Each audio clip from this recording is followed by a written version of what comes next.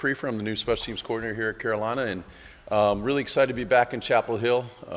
My dad was the assistant coach here under Dick Crum from 1978 to 1983, so I spent a lot of time here.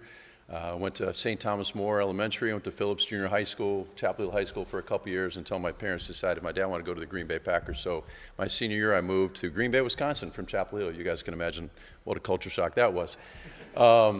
So I'm excited about being back because I was at a Letterman's dinner back in the spring, and I saw a bunch of all the guys that I grew up admiring, when I was a young guy. And Rod Elkins was there, Scott Stankavage was there, Paul Davis was there, LT was there. I mean, there's a lot of great players. William Fuller was a guy that my dad coached here. So I had a lot of great experiences as a young guy here. Every time I look at the bell tower, I was selling programs before games back in the day and trying to make a little bit of money. Then I went out in the field and I was a ball boy during the game. So a lot of great experiences in and around Kenan Stadium and in Chapel Hill, and I'm really excited about being back. We'll go ahead with questions. Right here on the right. Here we go. On the right, Coach. Oh, go ahead. Hey Coach, Jeremiah Tacho, Charles on SI. What kind of growth can freshmen experience by contributing on special teams, building their careers, and how does that translate when they eventually move into the full-time roles on offense or defense? Sure.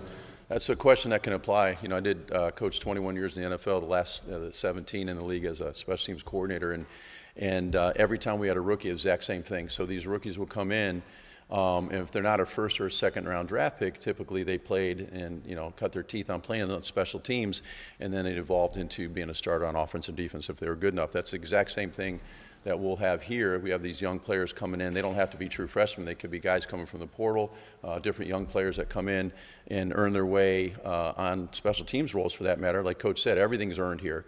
Nothing's going to be given, and that means special teams roles as well. And that's the exact same process we're going to have here as we had in the NFL.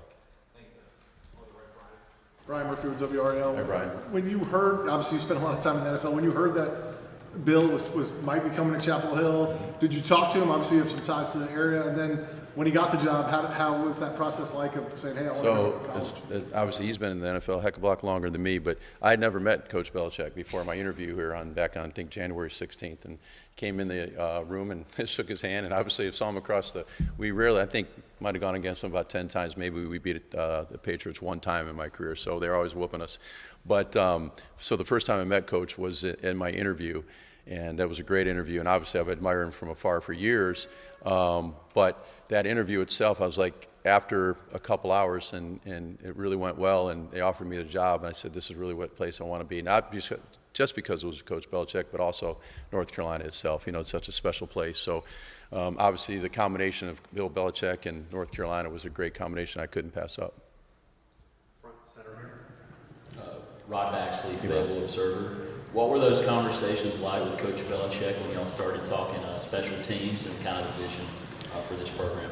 So obviously, like he keeps saying, we want to make this a 33rd NFL franchise. And I think when you bring in a head coach that's been in the league for 50 years, and special teams coordinator that's been in the league for a long time, I think having those experiences that we have, and he understood, and we had talked about the success we had in the NFL on special teams and the places I've been, and trying to bring that to a collegiate environment.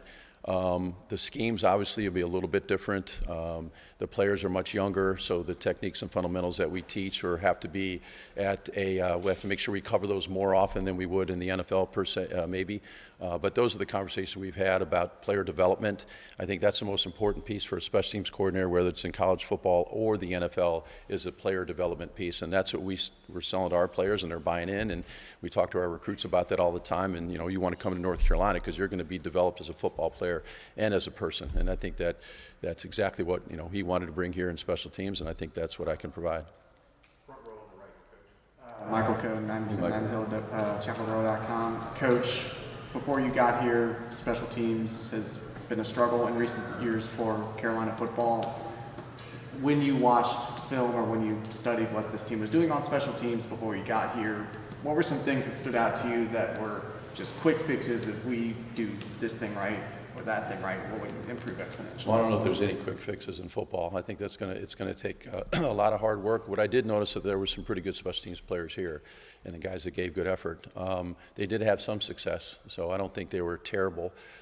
Some things they need to do better, some things they did really well that I hope we can emulate. But, at the end of the day, I just look at the personnel. We're going to try to evaluate for the team that they had last year, the guys that are still left over. And I think, would you say, Brand, there's 70 new players here? So we've got, 40 left over, 70 new guys. We're just trying to make sure that we figure out who the best guys are in all 6 phases. Because, and we joke around with other coaches, myself and Billy Miller. Billy's my assistant. He does a great job for me. He's got a lot of special teams experience.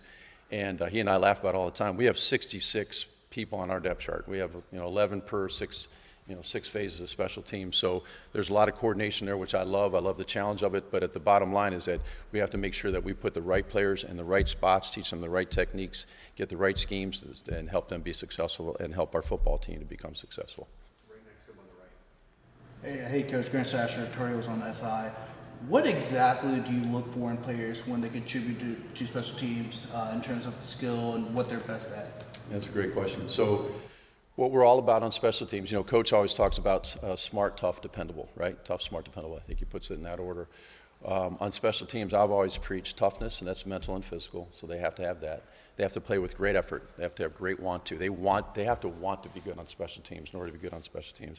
I think they have to have great discipline, and discipline is the old Bobby Knight quote, doing what you have to do, when you have to do it to the best of your ability, and do it that way all the time. And I talked about their players setting that high standard.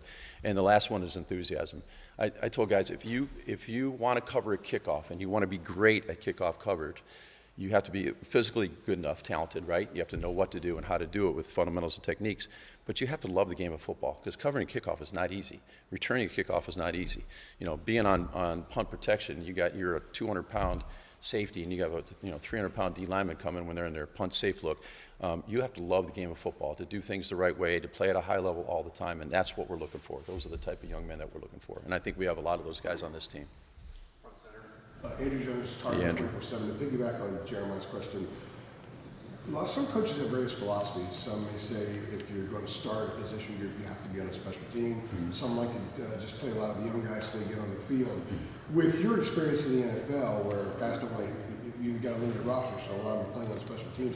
How do you kind of look at something when you have 66 guys on the depth chart, like you just said, and the temptation to maybe not want to use starters in special teams because they're already getting a lot of reps? Or how do you kind of figure out how you might want to balance that out? Or is that something you just kind of figure out as you go along? No, we've talked about it. Our head coach understands the importance of special teams. I've worked for head coaches that did not. This gentleman does. He understands the importance of it, and we've talked about putting the best players out there. Now, do we want to put a starting linebacker in all 4 core phases? Obviously not. The great thing about a college roster is that we dress 48 players in the NFL. Man, that was a struggle sometimes. But in college football, I don't know, it could be 80, 78, 80. I don't even know what it is yet, and I'm sure I'll find out. But the depth is a lot better. Now, does that mean it's good depth? Not necessarily. So you have to make sure that you put those backups. Say you have a starting linebacker on your punt team. Say he's gassed in the 4th quarter. It's hot. Week 1, you have to make sure that his backup is just as prepared as he is, and that's my job. And I did that in the NFL. We're going to do that here as well. Jeremiah Holloway. Good to meet you again. Yeah, you obviously alluded to it, with your experience in the NFL, figuring out who the best guys are, what they can do, things like that. I guess when you're comparing college to NFL, as far as getting guys acclimated to the special teams, what's the difference in the learning curve? I imagine, coming from high school, a lot of those guys were, let's say, star receiver, star corner, coming to the NFL, maybe they have more special team experience than what they had to do in college to get on the field. What's the difference in that? It depends on the program. Like in the NFL, it depends on the program that they came to. Like if you came from Alabama, Coach Saban had all his best players play a lot of special teams. So those guys were more prepared, I guess, mentally and understood the game. Coached a guy named David Bruton. He came from Notre Dame years ago when I was with the Broncos. He knew a lot of stuff. Now, the problem is some guys think they know more than they really do. All right, coming from college to the NFL, and guys coming from high school, sometimes they don't understand the importance of field position and how it applies to the success of a football team, and obviously the kicking game and the role that we play. So at the end of the day, the learning curve, I guess, for young guys that have never done it before, it's a little bit different than the learning curve in the NFL, but it's still very similar. So these guys that come from college to the NFL don't always know how to play and how to do certain techniques, especially the techniques and how we teach them. I think, we've been doing this a long time, and the idea is that Billy and I bounce off each other and how to get guys better. And, every guy's a little bit different. Every body type's a little bit different. Every position on all these different special teams phases is a little bit different. So at the end of the day, I think you just got to make sure that some guys can learn it quicker than others, but the guys that are talented enough to understand that they can be good at some of these phases, we're going to spend a little bit more time with them to make sure they get it right. Bill, right here, second row. Yes, sir. Tom Shanahan, All Sports Discussion. Bill had an interesting answer when asked about his sons getting into coaching. He said you didn't push him into it. What was your experience with your father? So I know my dad, when I first experienced was when he was the head coach at Paddo Franciscan High School up in Parma, Ohio, and I used to hang out as a little guy, and I used to get run over in drills, and my mom would yell at my dad, and she'd get him in trouble. I'm the oldest of four, I'm the only son, so I was getting beat up a little bit, but I had a great time, and so I admired the way my father worked with young people. My dad has always said that coaching is teaching. And that's how I look at it. I'm a teacher of football. I love football. I love teaching young people. He also had a positive influence on these young men's lives when he was in high school, when he coached in college, when he coached in the NFL. Every place he's been influential in their lives. And I had a lot of the guys at the Leonardman's dinner that I went to back in the spring, like I mentioned earlier, that came up to me and said how much my dad meant to them and their when they were young and in college, and they still remember that 30, 40 years later. So that was really cool for me to hear that. I've tried to take that same approach where coaching is teaching.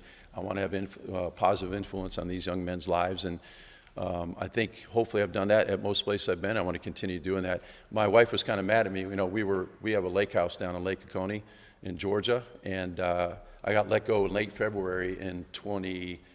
So after the 22 season, I got ambushed. But the Browns were kind enough to pay me for a year. We were down on the lake, and it was love and life, right? And then last year, I volunteered at a high school at Lake Oconee Academy, and my wife, we had a good life there on the lake. And then, of course, Coach Belichick called, and his number's on my phone. She's like, don't answer it, don't answer it, don't answer it, because she knew exactly what was going to happen, that if he offered me the job that I was going to go. But, I'm only 58. I'll be 59 August 21st if you guys want to remember my birthday. But, I was too young to retire. I still love coaching. I still love having that positive influence on people. And the great coaches I've been around in my life have that positive influence, so that's why I wanted to keep going. I know it's a long answer, but that's how important that is. Hey, Coach, Todd Gibson, CBS 17. Should college football maybe adopt the same kickoff rules that the NFL has? No, gosh, no.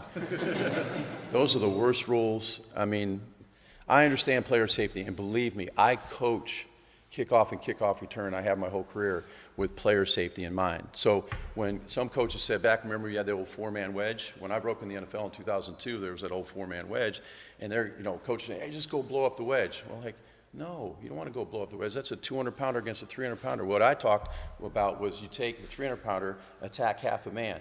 And I used to say, what's 300 divided by 2? And then I never got an answer, so I said 150. And so they have the 200-pounder attacking the 300-pounder on half a man. So we talk about that all the time, leading with your hands, not your head, making sure we're moving our feet and bending our knees and changing direction the right way. So everything, all our techniques and fundamentals that we coach are with player safety in mind. But those rules are, I don't like them at all, not at all. Thanks, Coach. I was just having fun. Will you take All right. one more? Can I take one?